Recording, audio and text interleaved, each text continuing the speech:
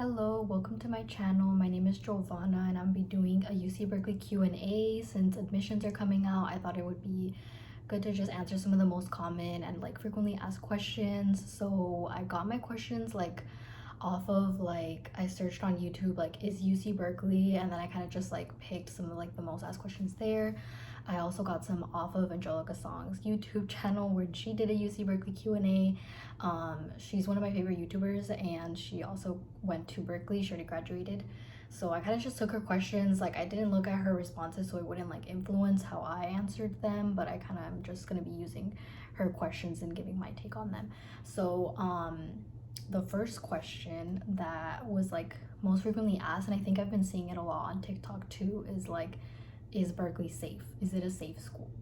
So personally, I would say it's definitely not one of the safest schools. I've never had anything bad happen to me, but we get emails.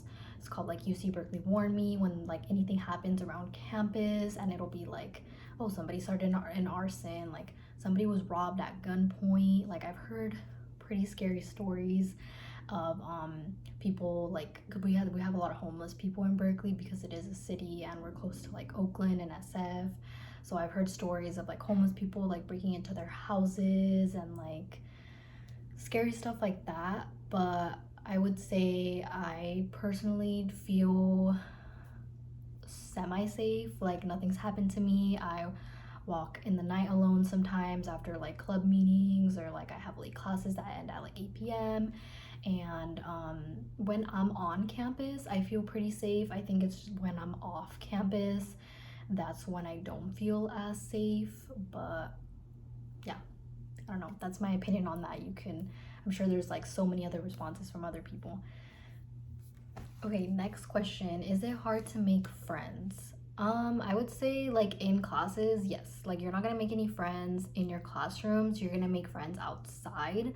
So if you are looking for friends, definitely join clubs. That's where you'll find a community. Or I live in a co-op, so I live with 100 plus students. That's where I met the majority of my friends. I didn't have the dorm experience from freshman year, since my freshman year was during COVID, but I know a lot of people also get really close with their roommates. For sure, I would say it's relatively hard if you're not putting yourself out there. So if you think it's just gonna naturally happen while you're in the classroom, that's not the case. Nobody talks to you. Also, how are you gonna make friends in the classroom? You're sitting down listening. If you try to talk to somebody, they're not gonna want to talk to you because you're distracting them. They're trying to listen. So I would say definitely join clubs. Orgs on campus will help you out. Okay, the next question is, do you need a car in Berkeley? Okay, this question, it's really important depending on where you're from. So I am from the Central Valley, where there's a small town in Central Valley where there was literally nothing for me to do. So when I came to Berkeley, there's so much, for me, this is a lot. I can do so much. There's so many restaurants, and we get a Clipper card. So basically we get to use the bus for free, and it can there's buses that take you directly to SF, that take you to Oakland, so it's super convenient. And on top of that, I have a Bay Pass, which was basically BART did a lottery with Berkeley students, and certain students basically get to use BART for free, and I was one of those people. So I literally can take the BART anywhere, which is so amazing. I'm not looking forward to graduating and having to give up those privileges. But yeah, I would say you don't need a car because of that. There's so much good transportation, and since we get to use the bus for free, I think it's kind of not necessary. There's also a lot of gig cars everywhere, which is basically kind of cars that you can rent for a certain amount of time, and they're everywhere. If I look outside, I feel I could probably see one. Yeah, I literally can. There's one right there. So it's not even it's hard to find. They're scattered everywhere. You just pick one up and it can take you, and you basically get charged by the minute, I think. And it's relatively affordable if you're not traveling super far. I've okay, so the reason I said it depends where you're from is because I tend to hear a lot of people from like the LA area say that you need a car, that there's like nothing to do in Berkeley. And that's because like, okay, maybe because you're from the city and there's actually like a lot of stuff to do there. So maybe Berkeley's more of like a college town. But yeah, for me, like I really don't think you need a car. And it's also like really hard to find parking here. It's just like way easier to just like either walk or um like take a gig, take a bus. There's even like scooters that you can like rent out. So I really don't recommend having a car. I don't think it's necessary.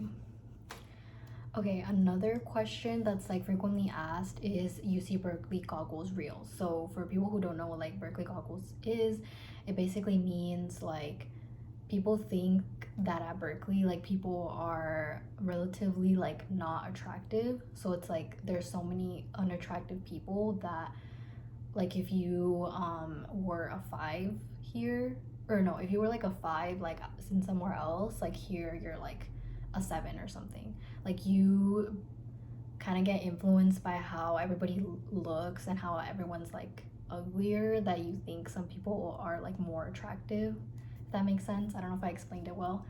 um do I think it's real? I don't know. I feel like, let's see, for girls I feel like there's a lot of pretty girls in Berkeley. um so I wouldn't say it applies to girls. I would think it applies more for guys, and I think it stems from like the stigma of like CS kids like not showering and like being stinky. And I feel like that's where it comes in, because this school is like very heavy like CS, EECS, and like STEM. So I can see how that can be applied. But if you're like comparing it to like people from like students that go to UCLA, I would say it is true. Because there's not like, if I was walking around campus today and I was like looking around to kind of like see like, oh, is it like true, like, and I felt like there was a lot of ugly people. um that's just my personal opinion. I think I'm just agreeing with like what other people think as well. So I would say it is real. Okay, I think this is gonna be my last question. So the last question is it hard to get into classes? And the answer is yes, it is really hard. So I think the reason it's so hard is because there's like a whole system of like when you get to pick classes. So it goes by like this DSP students, which is like students that need accommodations. Then it's athletes get priority, and then it's like the region scholars, which is like supposed to be like the top admitted students into the campus. And then from there I think it's unit count. So that one makes sense. If you're like a senior, you should get priority, because you probably like, if you need that one class, like you should get priority to get into that class so you can graduate. But honestly, it's really hard to get into classes. They fill up really fast. You have to like basically, like, it's kind of scary. Like there's like phase 1, phase 2, and I think like phase 1 you can only like pick like 2 classes, enroll into 2 classes, and then like phase 2 is when you have to like try to get into the other class. But like by phase 1, like all of the like major like core classes that you need are like filled up, because everyone's trying to get those. But like you basically need to have like so many backup classes, because like as soon as you have like the time that you're supposed to enroll, like you will literally, you can have like all your classes ready, and like let's say your like FaceTime is at 10 a.m. and it turns 10 a.m. and you click enroll and it could already be like filled up. So you need to be ready to like enroll into another class, because the longer you wait, there's like all these other people that have the exact same time as you, and they're filling up classes as soon as you are. So if you don't have like any backup ones, then it's like, it's pretty scary. It's really stressful. I would say also like getting off the wait list. I've never like had to completely like drop a class. I've been waitlisted in classes and then I like tend to get into them. So I think just having like backup classes just in case, and like being ready like to just click like as soon as it like turns the time. But yeah, overall it's pretty hard. It's rough out here. Alright, that is gonna be all for today's video. I hope I got to answer like a lot of like questions that you may have had about UC Berkeley. And if you have any questions that you want me to answer, you can leave a comment down below. Make sure to like this video if it was useful. And yeah, if you're watching this after getting admitted into UC Berkeley, I hope it is helpful with your decision on whether you end up coming here or if you end up going to another school. But thank you for watching.